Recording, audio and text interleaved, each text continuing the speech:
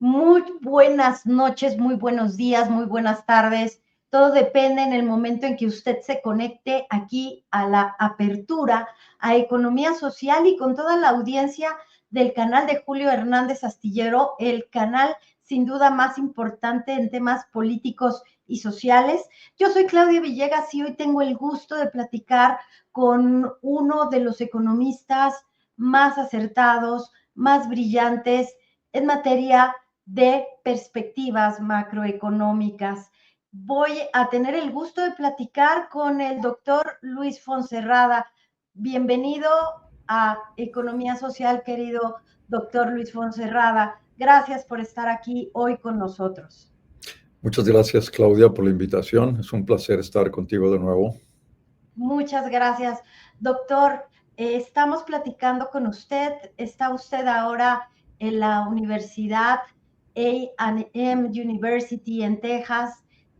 ¿Podría contarnos un poquito lo que está haciendo allá, solo para actualizarnos y platicarnos un poco lo que está en este momento enseñando a sus alumnos? ¿Cómo no? Con mucho gusto. Estoy dando un curso sobre desarrollo económico en la Bush School, que es la escuela de ciencia política y relaciones internacionales. Pero mi principal actividad aquí en la universidad es en el Instituto de Análisis de Riesgo. Y esto es en la Facultad de Ingeniería, por cierto, en el Wow. Departamento de Ingeniería Civil, eh, donde se hace análisis de riesgo en general, análisis de riesgo político, social, económico, de todo tipo. En realidad es interesante porque todos mis colegas aquí en el Instituto de Riesgo son ingenieros de todo tipo y yo soy el único economista. Pero es una labor interesantísima. Analizamos riesgo desde muchos puntos de vista, riesgo en general. Eso estamos haciendo. Esa es mi principal actividad aquí, Claudia. Maravilloso, doctor. Y sigue usted como economista en jefe de la Cámara Americana de Comercio y entiendo que también sigue formando parte del comité de pues, fechado para analizar en qué momento la economía cae o cayó, mejor dicho, cayó en un momento recesivo, doctor. Así es. Sigo en la Cámara de Comercio de la American Chamber of Mexico como Chief Economist y sigo formando parte del Comité de Fechado de Ciclos, que no tenemos muy claro si entramos o no en recesión todavía. Y la verdad es que en el Comité de Fechado, para poder definir que se entró o no en un periodo recesivo, como bien comentas, tenemos que esperar a que haya cifras definitivas, cifras relevantes. Y hoy por hoy tenemos cifras que parecieran indicarnos que efectivamente hay una caída fuerte en la actividad económica, pero también hay otras que indican lo contrario. Entonces tenemos que esperar a ver cifras más definitivas para poder pensar y decidir en el comité si entramos o no a un periodo de recesión, Claudia. Interesantísimo y un privilegio, doctor, poder platicar con usted. Yo lo busqué porque en medio de tanto ruido, en medio de tanta volatilidad, es importante reflexionar en torno a este concepto del déficit comercial que el presidente Donald Trump ha usado como insumo o materia prima para el diseño de sus políticas arancelarias. Uh-huh. Yo quisiera comenzar con esta pregunta. ¿En serio es malo el déficit en sí mismo? ¿Y por qué, si bien desde hace 6 años, cuando se estaba negociando el TEMEC, este era un tema muy importante, por qué ahora se usa como una herramienta de presión y de negociación, doctor? Esa es una pregunta muy importante, muy buena pregunta, Claudia. Déjame comentar. Un déficit comercial Y aquí había que diferenciar también entre un déficit en la balanza de bienes comercial y un déficit en la balanza de bienes y servicios, que es la que realmente forma parte del Producto Interno Bruto. El Producto Interno Bruto está definido como el consumo total, más la inversión total, más el resultado de la balanza de bienes y servicios. En el Producto Interno Bruto están incorporados los bienes y los servicios. ¿Es malo un déficit comercial? Mira, la verdad es que depende mucho del país y depende mucho de la forma en que lo quieras medir. Normalmente, la medición tradicional es una medición muy sencilla. Exportaciones menos importaciones. Y vamos a hablar solo de bienes, sin incluir servicios todavía. Cuando le restas a las exportaciones las importaciones que realiza un país, y esto lo puedes hacer de país por país, como es el déficit con México, como es el déficit con Canadá, con China, con Japón, con Europa, etc. Cuando se restan todas las exportaciones estadounidenses a las importaciones que realice de ese país y tiene un déficit, pues quiere decir que importó más cosas. ¿Y eso es malo? Yo diría, ¿por qué se importaron esas cosas? Y la razón por la que se importan esos bienes es porque donde se produjeron eran más baratos, eran de mejor calidad y porque no se producían en Estados Unidos. Entonces, el gran beneficio del comercio internacional es que se pueden aprovechar los bienes que se producen de mejor manera, más económicamente, de mejor calidad en el resto del mundo. Por lo tanto, ¿es malo importar? No. A la vez, yo exporto aquellos bienes que requiere el resto del mundo y que lo hago mejor. Un ejemplo sencillo, por ejemplo, sería Suiza produce relojes, Italia produce pasta. Indudablemente la pasta italiana es buena calidad y los relojes suizos son de buena calidad. ¿Qué pasaría si Suiza intenta hacer pasta y Italia intenta hacer relojes? La verdad es que tendríamos relojes probablemente de muy mala calidad y yo no quiero probar la pasta hecha en Suiza. ¿Qué quiere decir? Que hay que aprovechar las ventajas de un país que ha desarrollado a través de probablemente decenas y decenas de años. Y esa es la gran ventaja del comercio internacional. Si tengo un déficit porque importo más cosas de las que exporto, ¿a qué se debe? ¿Se debe a que los salarios del país del que los traigo son bajos? ¿Se debe a que los productos son de mala calidad? No, no los traería. Probablemente son más económicos que algunos de los que yo produzco, pero probablemente no son los mismos. Entonces, la gran ventaja del comercio internacional es que aprovecho las ventajas productivas que tiene un país frente a otro. Y que yo tenga un déficit quiere decir que yo estoy gastando más de lo que estoy ingresando en mi país.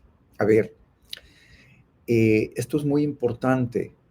El déficit de un país no se debe a lo que haga otro país, se debe al consumo interno de este país. Vamos a poner un ejemplo, una familia. Si yo vendo 100, esa es la economía familiar, pero compro 120, bueno, quiere decir que estoy comprando más de lo que yo ingreso.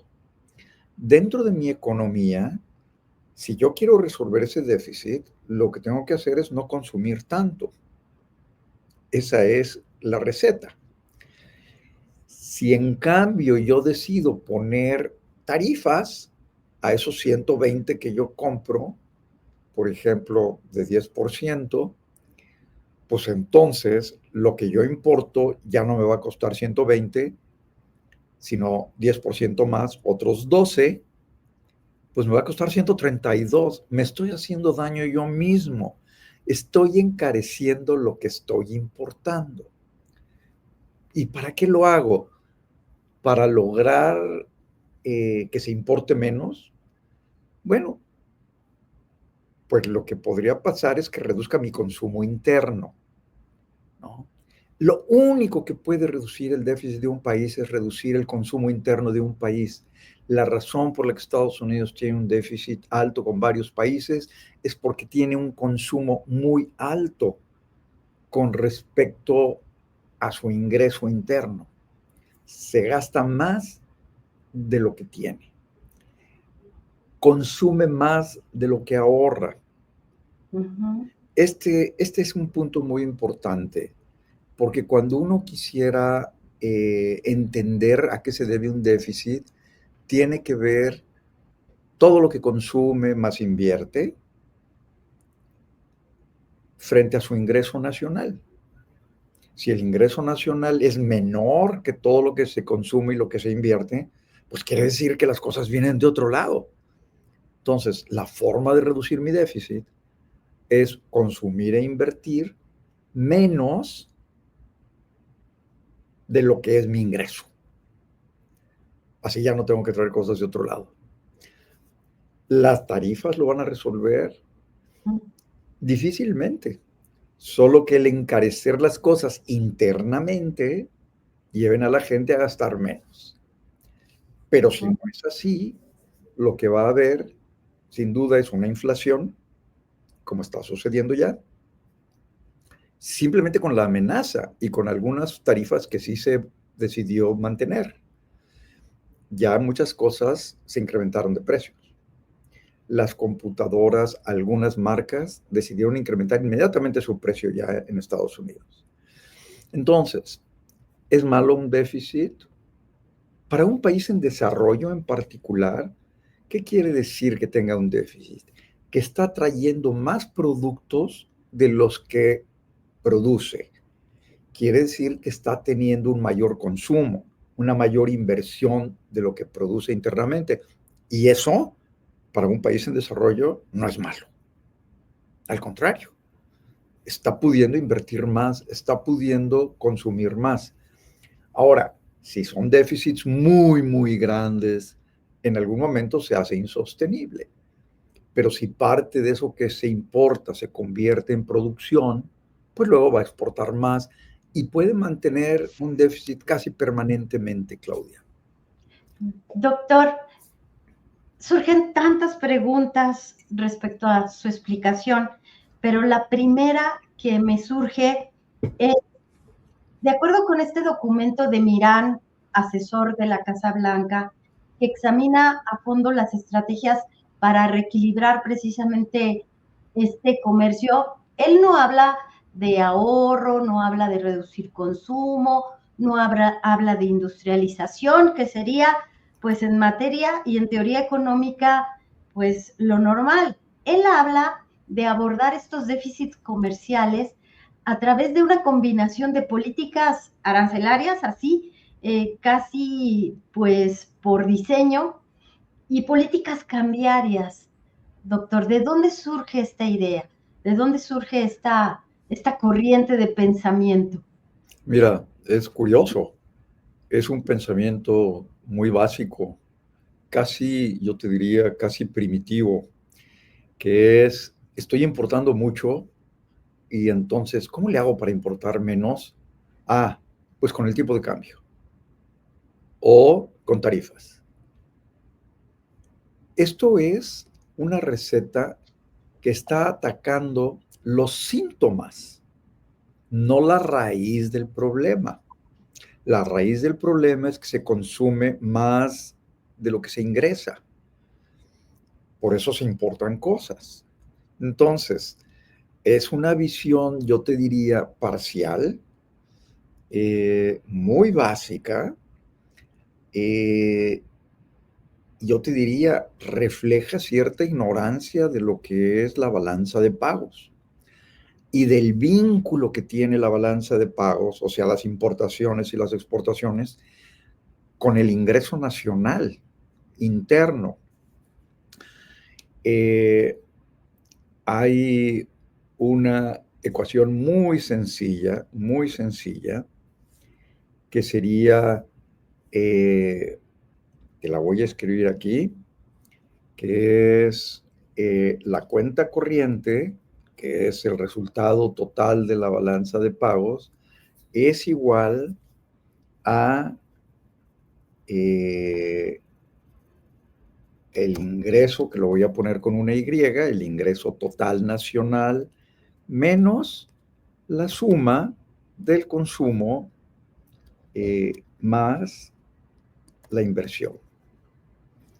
Entonces, y así es, punto. Así de sencilla.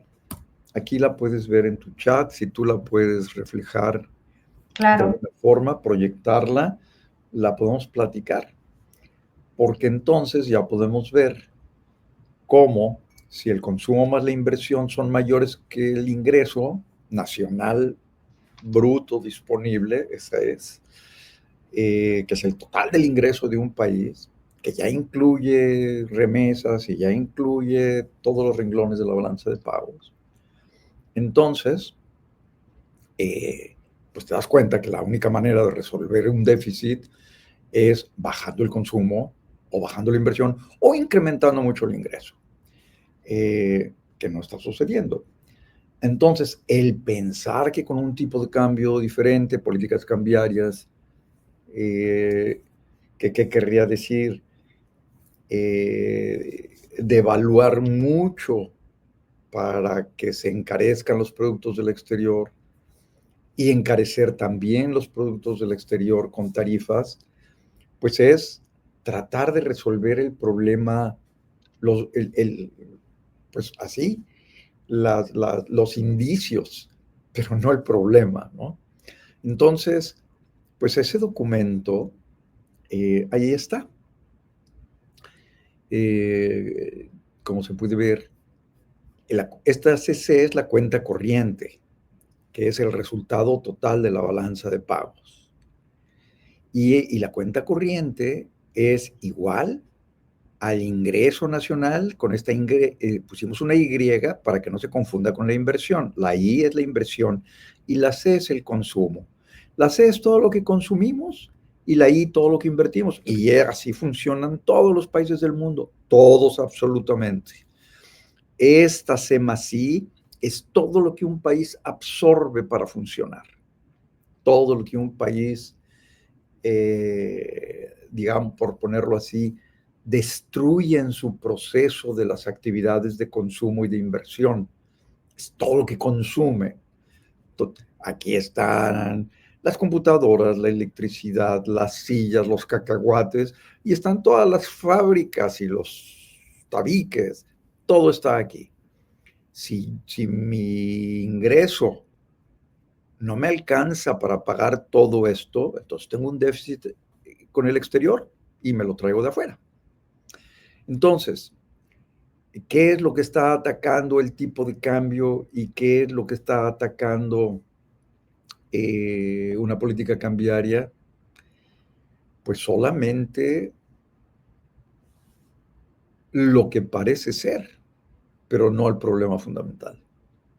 Así Muy, que me temo que ninguna de esas dos cosas van a funcionar a menos que logren bajar el consumo, ¿no? De otra parte, es interesante saber porque desde hace 8 años, desde la primera sesión temporada de la administración del presidente Trump, Estados Unidos tiene el ingreso más alto del mundo. Estados Unidos tiene el ingreso per cápita uno de los 3 más grandes del mundo. La calidad de vida en Estados Unidos es una de las mejores en el mundo. En fin, hay una enorme cantidad de indicadores que claramente manifiestan el gran bienestar de la economía americana y el gran bienestar del que goza gran parte de su población. No quiere decir que no haya pobreza, no quiere decir que no haya otros problemas. La cultura americana tiene sus características específicas, pero tiene grandes ventajas sobre el resto del mundo. Es curioso que en la Casa Blanca hoy digan que el mundo ha estado abusando de Estados Unidos. Pues hombre, que ojalá que abusaran de nosotros y que lográramos tener un PIB per cápita entre los que más abusen.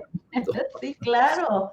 Entonces hay una percepción extraña, curiosa, parece más proveniente de un discurso político, ideológico, geopolítico. Las tarifas que puso China, por ejemplo, como represalia, pueden afectar seriamente a una industria importante americana. La integración, de otra parte, Claudia, la integración de la producción mundial ya es gigantesca. La globalización es una realidad. Yo me acuerdo de algunos de mis alumnos en la universidad en México que llegaban y me decían, doctor, lo invitamos a una manifestación que vamos a realizar contra la globalización. Yo les decía, a ver, muy bien, yo voy. Si me invitan, yo voy. Nada más que yo voy con una condición. Y es que también nos manifestemos contra la Edad Media. Y se me quedaban viendo y me decían, ¿cómo? ¿Por qué contra la Edad Media? Y les digo, bueno, ¿y por qué contra la globalización? A ver, son sucesos históricos que ya sucedieron. Entonces, si quieren, pues nos manifestamos contra los romanos y contra la Edad Media y contra el Renacimiento. Pero este movimiento económico, cultural que está viviendo el mundo hoy ya sucedió, nos guste o no. Desintegrar la enorme integración productiva, los flujos de los suministros en todo el mundo, pues sería tratar de echar para atrás lo que ha sucedido en los últimos 35 años, ¿no? Desde los 90 hasta la fecha, se ha ido integrando más y se ha ido especializando más y más en la producción de ciertos productos, ciertos países. Y hoy intercambiamos cosas. Por suerte tenemos muy buenos vinos sudamericanos y sudafricanos y franceses, y tenemos un buen tequila mexicano y buen mezcal mexicano, que no se atrevan a hacer tequila y mezcal en Sudamérica o en Sudáfrica o en Francia, que se dedican a hacer champán y vinos allá en Francia. A ver, la gran ventaja del comercio internacional y de esta maravillosa integración de la producción en el mundo ha traído enormes ventajas. Una de ellas es que gente en todo el mundo ha podido disfrutar de la gran reducción en precios de muchos bienes. Hoy en México es rara la persona que no tiene un teléfono celular. Si nosotros estuviéramos dependiendo de los teléfonos celulares que produjéramos en México, pues a lo mejor no todos no tendríamos la misma calidad probablemente. Nos podría suceder lo que nos pasó con la política de industrialización proteccionista, donde nosotros hacíamos planchas que se descomponían a los 15 días o radios que funcionaban solo 2 meses, ¿no? Entonces, todo esto hay que verlo en ese sentido. Y otro aspecto adicional, Claudia, es cómo mides realmente un déficit. Y déjame poner un ejemplo con respecto a Estados Unidos y México. Cuando aparecieron las tarifas, algunos de mis colegas decían, a ver, es que el verdadero déficit no es el que se ve restando importaciones y exportaciones. Esa es una resta aritmética, que es lo acostumbrado, y es una práctica aduanal, pero no es el verdadero déficit, porque ¿cómo medimos el verdadero déficit? A ver, y alguien decía, ¿por qué no a todas las exportaciones que hace México a Estados Unidos, pues le restamos las exportaciones que hacen las empresas americanas en México? En México tenemos muchísimas empresas americanas que exportan a Estados Unidos, pero pues esas son empresas americanas. ¿Qué pasa si no tomamos en cuenta la exportación de las empresas americanas? Porque son exportaciones americanas, y entonces eso ya no debería formar parte del déficit. ¿Sería esa una correcta aproximación? La respuesta es, de nuevo, no. ¿Por qué?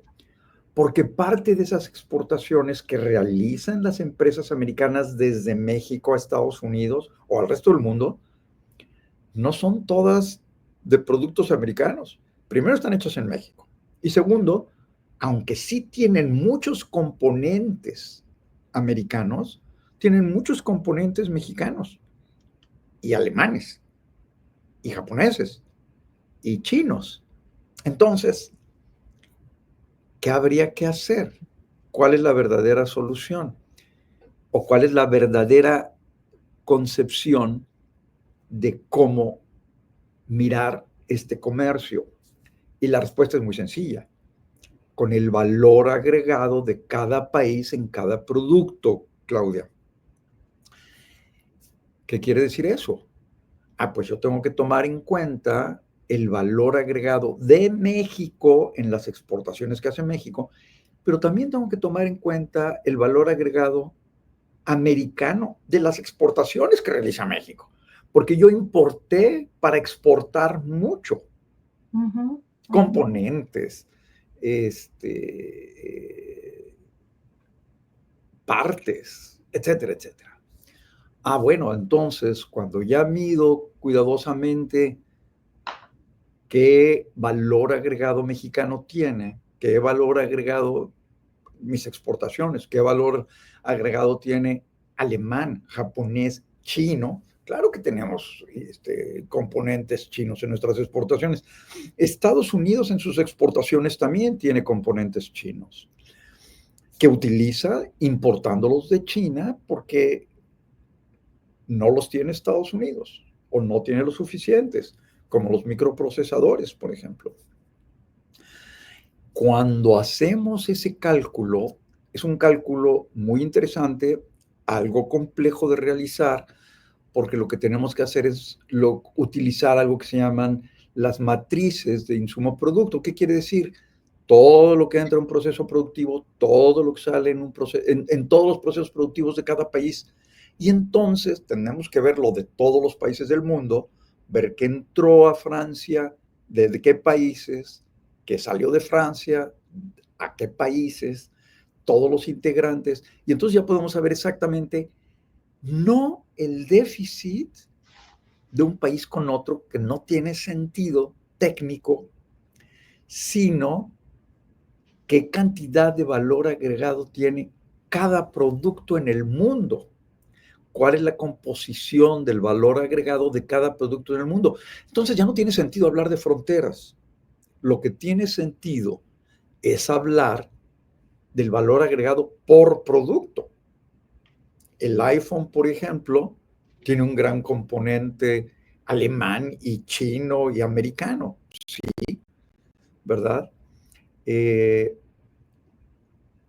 Pero, ¿cómo mido esto en una resta y suma simple aduanal. Pues no, eso es muy básico, muy primitivo. Lo que hay que ver no son fronteras, hay que ver componentes, valor agregado por productos. Lo que hoy tenemos en el mundo ya no son fronteras, ya no es comercio entre países, es integración de valor agregado en productos de diferentes nacionalidades. Claro. Esta es la visión correcta, ¿no? Entonces, claro que está complicado hacérselo ver a alguien que solo mide como buen cálculo aduanal importaciones y exportaciones que vienen de un país. No, bueno, pues es demasiado primitivo. Y diría, siempre digo mal su nombre, Mariana Mazzucato, diría, doctor, que usted le invitó a que viniera a México y que nos platicara, diría que un país no es una startup, un país no es una empresa, una economía no se puede manejar como si fueras Procter and Gamble. No, ya no puede ser así. Ella ha puesto el énfasis en esto, porque me gustaría también en ese sentido preguntarle, retomando la cifra que nos daba del PIB per cápita de Estados Unidos, de la calidad de vida, que ellos han logrado a partir de aprovechar todas estas integraciones de valor agregado, aprovechando también la gran aportación que es la mano de obra, es el trabajo de la migración. Ellos han podido dedicarse, digamos, al trabajo tecnológico de innovación intelectual, llevando a las industrias, las de servicio, por ejemplo, doctor, a otro nivel. Entonces hemos tenido una complementariedad que no abuso. ¿Qué nos diría sobre eso, doctor? Bueno, indudablemente. Estas son precisamente las grandes ventajas que tiene el comercio internacional, ¿no? Que aprovechas la especialización, pero indudablemente esto que dices es muy importante. Un país no es una empresa, ni se puede manejar como una empresa. Es de una complejidad mucho mayor. La verdad es que en cada país la preocupación esencial debería ser mejorar la calidad de vida de todos sus habitantes. Y en gran parte puedes llevar a cabo, aprovechar, diría yo, Claudia, enormemente las ventajas del comercio. El aislamiento que se podría lograr, es decir, ni siquiera una empresa podría aislarse porque necesita insumos de diversas formas. Una empresa es muy difícil que se integre verticalmente hasta la mera base, ¿no? No sería rentable. Igual que en el mundo industrial, la diversificación es fundamental porque la especialización cuenta y se logra de manera muy importante. Entonces, en el caso de los países es lo mismo. Debes aprovechar todas estas ventajas de la producción, el que se abaraten algunos productos y que puedas mejorar los niveles de vida, ¿no? De la gente. A ver, si un país se aísla, es decir, imagínate que efectivamente las tarifas entren en vigor y que nosotros, ¿cuál sería nuestra respuesta correcta? Como lo hizo China. China respondió rapidísimamente a incrementar las tarifas respondiendo a la política que se llevó a cabo para China en Estados Unidos. ¿Qué pasaría si nosotros los hubiéramos también? ¿Sería correcto hacerlo? La respuesta es no, porque afectaríamos en primer lugar la economía de los mexicanos, de las familias mexicanas. ¿Por qué? Porque encareceríamos todo lo que importamos y importamos un montón de cosas. Y no está mal importar las cosas cuando puedes conseguir cosas más baratas. El gas, el maíz, carne, pollo cuando se requiere, etcétera, etcétera. Entonces, todas estas ventajas se traducen en bienestar. Si nosotros pusiéramos tarifas, encareceríamos las cosas. ¿Cuál podría ser entonces una respuesta inteligente? Bueno, a lo mejor ponerle tarifas, pero no generalizadas a algunos productos americanos. Podemos poner tarifas a algunos productos que podamos sustituir trayéndolos de otro país que no nos ponga tarifas. Por ejemplo, si yo no quiero seguir trayendo maíz, suponiendo, y le pongo una tarifa al maíz americano, bueno, más vale que me asegure que puedo traer maíz de otro lugar del mundo, de cualquier otro lugar del mundo. Entonces, en todo caso, para no afectar el bienestar de las familias y pensar en el país, no como empresa, efectivamente, sino como un sistema social, económico, pues lo que puedo hacer efectivamente es buscar las mejores condiciones en otros países. Si Estados Unidos insistiera en las tarifas, corre el gran peligro de aislarse, de encarecer todo adentro y además de que todo el resto del mundo le dé vuelta a la economía americana y comercien más entre ellos, evitando Estados Unidos, ¿no? Y le puedes poner tarifas altas a Estados Unidos y que Estados Unidos ponga tarifas altas y el resto del mundo pues funciona entre ellos. Y Estados Unidos se aísla.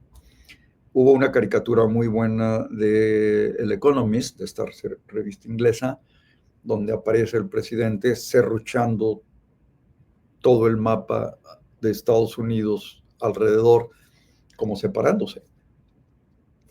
Yo creo que es un gran ejemplo de lo que podría suceder y de lo grave que podría ser para las familias americanas. Porque si insistiera, una reacción inteligente sería, pues ahora, tratar de encontrar todos estos productos en otros países y venderle todos nuestros productos a otros países. No es casual, Claudia, que el presidente Trump siga posponiendo la entrada en vigor de las tarifas. ¿Por qué? Pues porque el efecto para la industria americana, para los consumidores americanos, es brutal, de encarecimiento y de escasez. Y pueden romperse cadenas de suministro y tener efectos muy serios. Por eso se ha además hablado tanto de la posibilidad de una recesión en Estados Unidos. Los indicadores también, como decíamos al inicio de nuestra plática, son mixtos, ¿no? Eso es muy buena, pero es eso. Pero los indicadores también para la economía americana sobre la posibilidad de una recesión siguen siendo mixtos, no está claro. Hay algunas señales positivas, hay otras negativas.